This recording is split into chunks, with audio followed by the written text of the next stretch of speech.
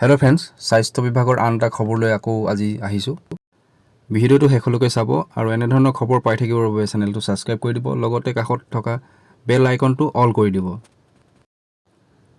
আৰু এইখন হৈছে নটিছখন।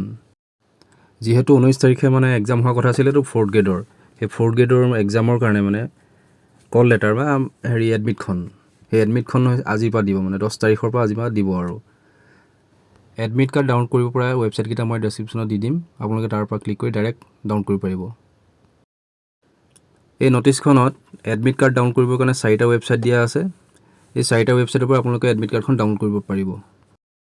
প্ৰথম ৱেবছাইটটো হৈছে dme.assam.gov.in, তাৰ পিছৰটো হৈছে dhs.assam.gov.in, তাৰ পিছৰটো হৈছে dhsfw.assam.gov.in, আৰু শেষৰটো হৈছে ayush.assam.gov.in। আপোনালোকে এই 4টা ৱেবছাইটত গৈ নিজৰ এডমিটকেইখন ডাউনলোড কৰিব পাৰিব।